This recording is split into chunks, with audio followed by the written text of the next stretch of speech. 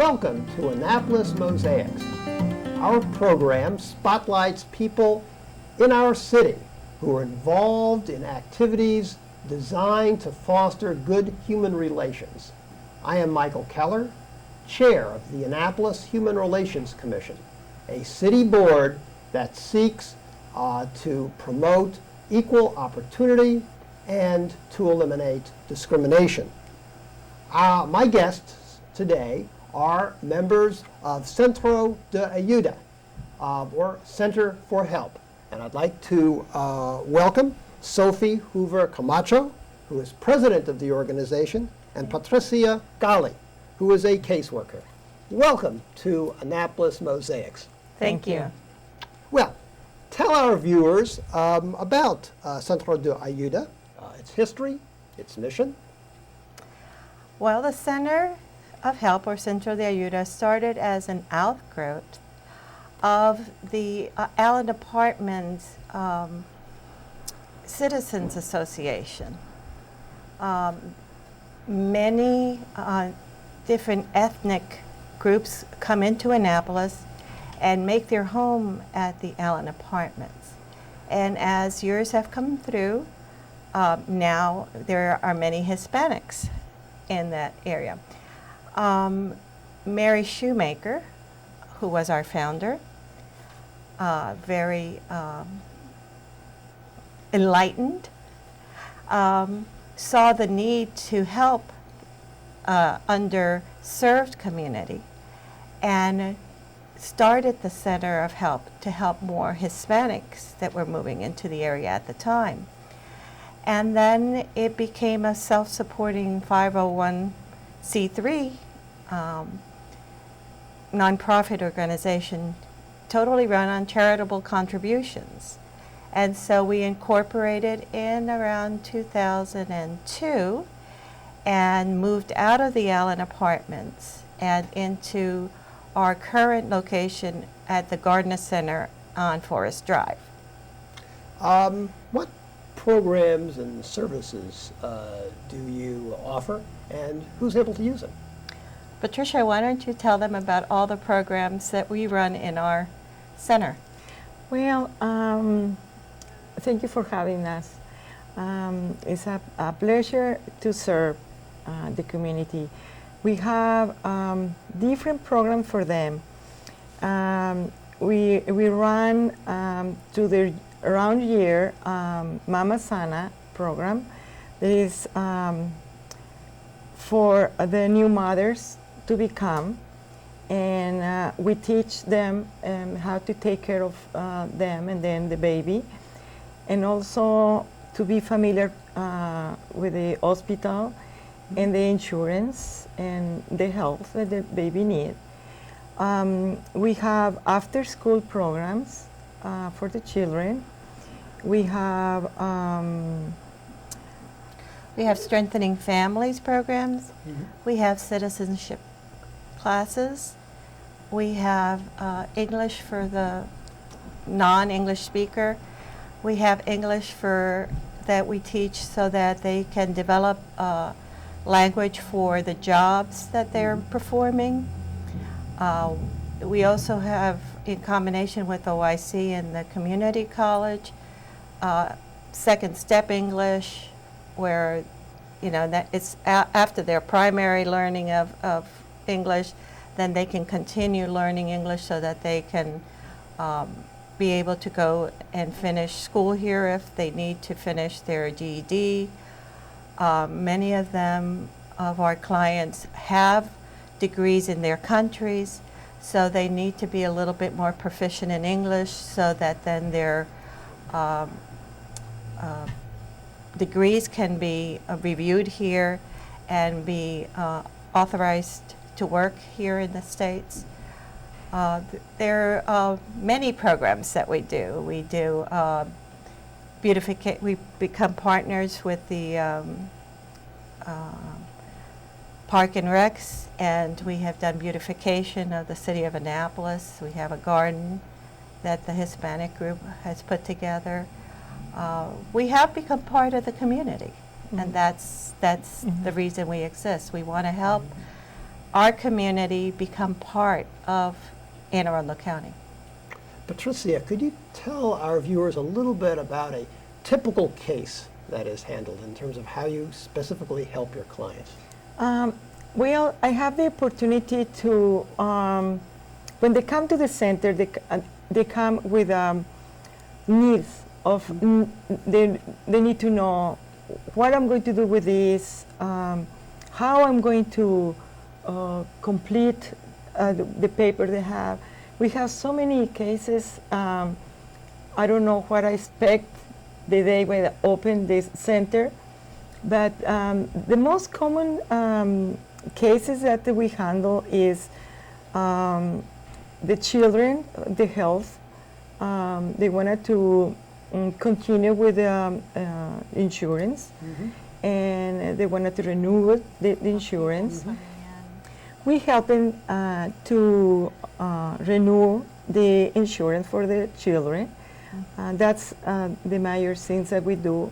But also, of course, they come to help to read the mail, to make passports for the children. We help them to get a lawyer sometimes, or to referral to the public defender. Well, we do many things. Yeah, social service cases, immigration services. A lot of time, we don't do immigration, but we do refer them to immigration lawyers if they have a need. If they're trying to bring children, because many times the parents come to the U.S. first, and then the children come and follow.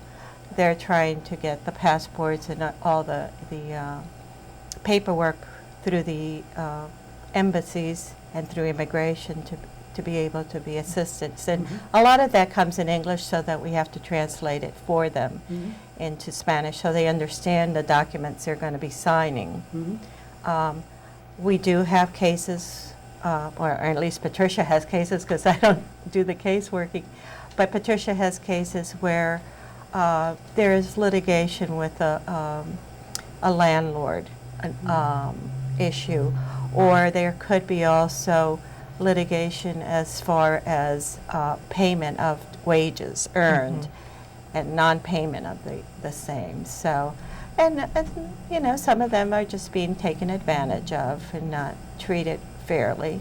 So, but for the most cases, it's mostly a translation, things that need to be more clear to them before they go ahead and sign a contract for housing, or a contract for purchasing a car, or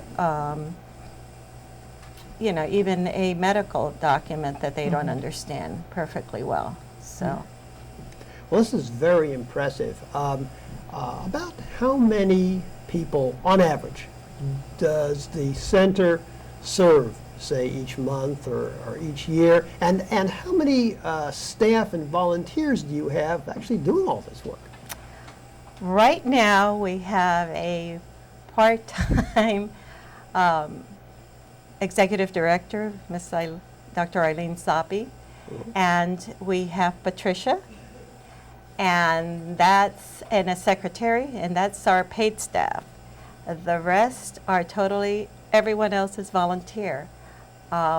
We are very blessed that we have a group of volunteers that is so dedicated that they come in and spend their time even assisting, doing referral and assistance. And many of our program directors that are non-paid will come in and help on real busy days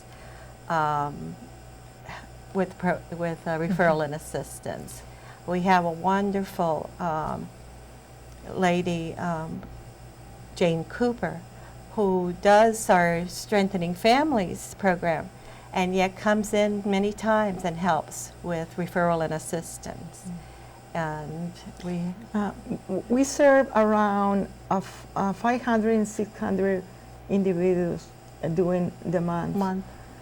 And about 3,000 to 5,000 a year, depending, you know. So we cover a lot of ground. in the Annapolis area. And we see mostly Hispanics, but we have seen Asians and African Americans who are in need, or Koreans and Italians, and you know, we have a diverse population here in town, and they feel comfortable coming to us because they know we're here to help them. And we're not asking a lot of questions, we just want to get their answers. And we have a notary public that we help also with the papers. And this is a very good service. And we just started to do that in the center and help it a lot to them, to not to go to everywhere, you know. They know that we have it there, you know. Yeah, one central place for everything. Right. We're going to take a break now, and when we return, we will talk with Sophie and Patricia about what they see are some of the greatest accomplishments and challenges of their organization.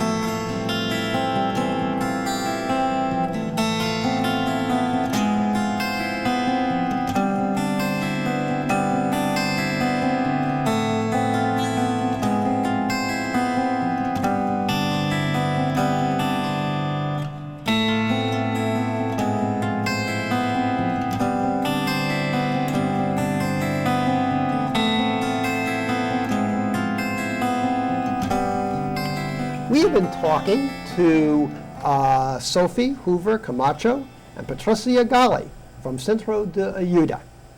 It's my understanding that the center is working with the Annapolis Police Department on community safety issues. Can you give us some details on that? Yes, in fact, we partner with the Annapolis Police Department, and we have a grant from CSAFE to help the community feel more comfortable in soliciting the assistance of police. And they do come to our office when we have referrals, as last night we did. We had a case last night where we had to call in the police department, and they were there for us, and we were very much amazed at how wonderful they worked with us on this particular case. It was a child abuse case. And they were so thorough and so wonderful and so caring. So we have to thank the Annapolis City and County Police Department, and we're very happy to have that opportunity to be able to work so close with the police department in this county. And we're hoping that this will avoid having problems as they have had in other counties with gang activity and things such as those.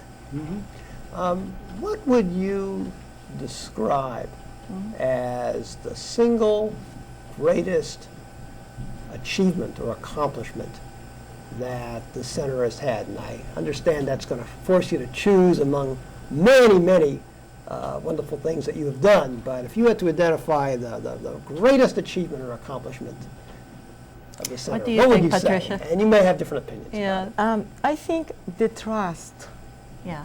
the trust that Community. the community had with us. They come with the comfort that we are going to help it, to choose the right decision, or to make the right decision. That's, I think, this is the most beautiful thing that we can say, you know, that we are here to help. Our mission is to help them to become better new Americans. Citizens, yeah. And I think this is the most beautiful thing that we can give for them. Yeah. And she's really true, because yesterday I was there and I was watching the dynamics of the whole, what was transpiring during this crucial event that we were having with this child. And even though there was this chaos while they were interviewing the families and everything, the rest of the staff in the office seemed like there was this support of this family there, you know, and making sure that everything went just as it's supposed to go in this type of procedures, so that no one was overwhelmed or upset. Everything went through very quietly, very organized, and there was a sense of family in the center during this whole period, which was great, because we had many other cases still pending, waiting for help. So What do you see as the greatest challenge that the center faces? money. Funding is our biggest challenge. We, in any budget a year, our budget has been cut because we had a large budget from support from the county government, which of course those budgets were cut. So even though we still have some funding from the county government, it's not as large, because it used to fund our operations, and that's what we've lost. We have money for programs, but we don't have as much money for operations, and that's where we pay staff to be on board. So those are our needs right now, is having funding for the operation of the programs. Okay. Yeah. Okay. Looking ahead about 10 years, what would you envision being the changes or additions at the center that you think are likely to occur? I think having an expanded staff, I think we would like to have a liaison out in the community, being more visible to help our community. I think we would also like to have more technical classes where they could come in, just like OIC is doing, to help people learn new trades and move them on to good paying jobs, because the community that's here comes not for a handout but to work. They want to work and they want to better their lives, and so I believe that if given the opportunity, they would be a very good addition to the American and Anne Arundel County community. As you know, federal and county authorities recently conducted a raid in the Annapolis area and arrested a number of undocumented immigrants that were living. What relationship, if any, does the center have in terms of working with undocumented immigrants? The families come to us for help, and we are partners with CASA of Maryland, and we're able to refer them to the lawyers, and been very good help, because the most of the group are being released, and it's a fantastic. It was a very sad and very worried time for everybody. Everybody was scared, and we able to transmit calm and hope, and we handle, I think, with a very human prospect, Mm-hmm. way. And we have many different people to come to help us, to give us money, to be support with these people. And well, it was very sad. Yeah. We're apolitical, so we do not get involved in the politics of the immigration issue. However, we do feel that we need to extend a humanitarian approach to helping them get the services they need. Many of these families do want to return to their countries, so Casa de Maryland has helped them with the legal support, and we help them with the moral support, I suppose is how you call it, to help to assure them that we will find ways to have them get in touch with their embassies, have them get in touch with their families back home, find them a way to get home again if that's what they want to do. Now, many of these families do have children born here in the U.S., so then that becomes an issue also of,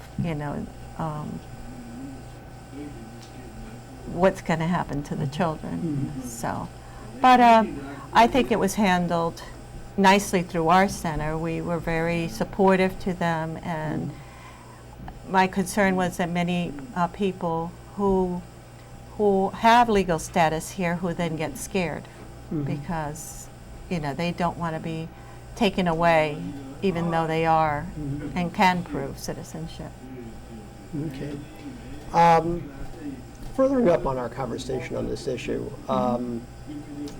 Latino immigration, especially as it relates to those who are coming here outside the legal process, is a very hot political issue, and is almost certain to find itself into the debate in the U.S. presidential campaign.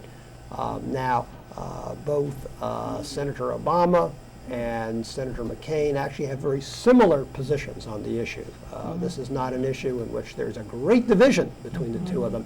And as a consequence, its visibility in the campaign may be somewhat less. But nonetheless, within the American body politic, people have very strong opinions on this issue. And it doesn't always follow the usual political ties.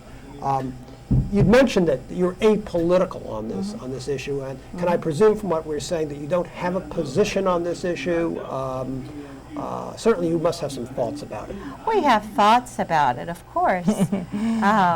We wouldn't like to see any family torn apart or separated from the family unit. But we know there are laws, and we know that we have to abide by those laws. And we understand their plight, but also understand that we're here and that we are law-abiding citizens. What can we do with all these citizens that are here? It's I guess it's one of those issues that they're already here. Someone's employing them. They're not obtaining any kind of support from county government. They're paying, they're by purchasing and contributing to the population, to the economy. They're in some way paying taxes. So I guess my concern is, if they weren't doing these jobs, then who would? If our viewers want to get in contact with the center, perhaps to donate some money, perhaps to volunteer their time, perhaps to seek out your services, how can they reach you? How can they get in touch with you? Well, our phone number is 410-295-3434, and we're located at the Gardner Center at 1903 Forest Drive, Suite 2B. Okay. One final question. Could you share with our viewers any thoughts that you have about aspects of the center that you think are important for people to know right now? Well, that we are here. We are not going to go anywhere. And our mission is serve and to serve everybody to come to visit us. Yes. We plan to be in business for a long time here in Annapolis, and we hope that we can help many, many more families in the Anne Arundel community to integrate and to be part of our community. Sophie Hoover Camacho, Patricia Gali from the Centro de Ayuda, thank you for joining us today. you. We have been had an opportunity this morning to view two guests on Annapolis Mosaics. Thank you for viewing our program, and please join us again. If you would like more information about the Annapolis Human Relations Commission, please call us at 410-263-7998, or you can email us at hrcommission@annapolis.gov. And remember the words of Dr. Martin Luther King Jr., who said, "We have flown the air like birds and swum the sea like fishes, but we have yet to learn the simple act of walking the earth like brothers and sisters." Very good. Thank you.